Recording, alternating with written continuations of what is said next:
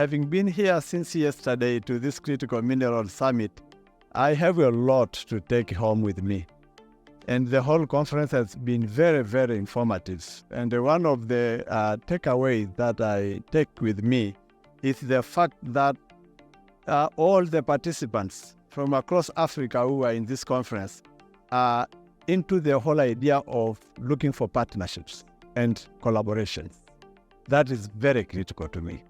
And this brings to me the thought about some of the similar bodies that are already in existence, whereby the critical mineral sector can borrow a leaf from. For example, we have the African Diamond Producers Association body, which is incorporated for all the African countries that produce diamond. And they have a charter, and their charter tells them what to do, and they have regular meetings, and they have the chair who sits for 2 years, and it rotates around all the 19 countries alphabetically. Like Tanzania was the chair until last year, and it passed to Zimbabwe. Now I think from Zimbabwe it goes back to Angola, and the cycle goes on.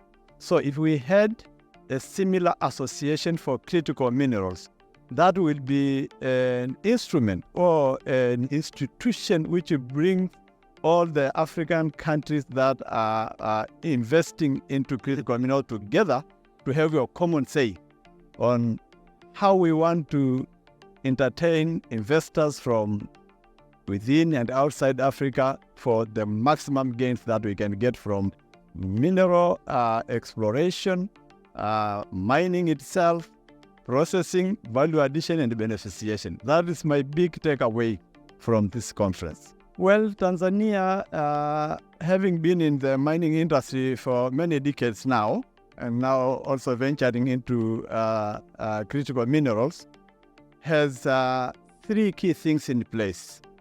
One thing that we have is political stability. Our country has been politically stable since independence in 1960. That is one big bonus that we have that should attract any investor to come, because they are coming to a political stable nation. The second thing, we have put very good policies in place that provide incentives to the investors. And when you have big investors come, the government will only take a smaller percentage of what they get from the mining industry. For example, a special mining license holder will get the mineral right for as many as 30 years. If the deposit they found can last for that long, will only give back to the government 16% of the shares of that mine. That is attractive. That is fairly attractive. So the good fiscal policy is in place, but above all, we have the different kinds of critical minerals that are already known. What we are lacking, and that's one of the things we are advocating for, is to get investors who have the capital and the technology to go into deep and detailed exploration of the minerals.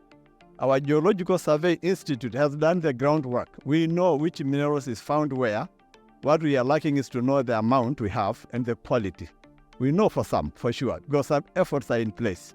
And some investors are already in country. From Australia, we have the people who are doing nickel, which now we know we have quite a significant amount of nickel in the northwestern part of Tanzania. We have people who are doing the rare earth elements. We have people who are doing graphite, and we know we have big reserves of such. Most of the investors we have right now from Australia, but the US is interested. They want to build a plant to process lithium batteries.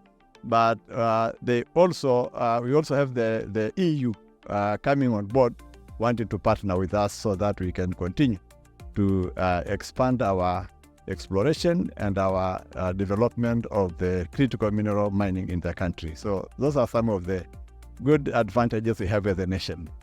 Like the whole question of sustainability that we were just discussing about a minute ago. Now, from realizing the ESG standards, I know sustainability is looking at how best we can continue to extract the minerals without destroying the environment, without destroying the social networks of people who are affected by the mining itself, and with the kind of good governance policies that we can put in place But also, it's not really about the depletion. This mineral would be depleted, but after the depletion, what do we have with us? What is remaining? What development have been put in place that can create new opportunities for finding other sources of green energy beyond the minerals that we may extract and finish, either sooner or later, as we know, this is a depletable resource. So that's how I am also going on with this lesson, that many people talk about sustainability as indefinite availability of minerals, but now I know it is definitely the most sustainable way of utilizing them for the time being when we have them, to create a new ground for future exploration of new sources of energy that will carry on the green energy agenda and the decarbonization of our globe. So those are my two major takeaways.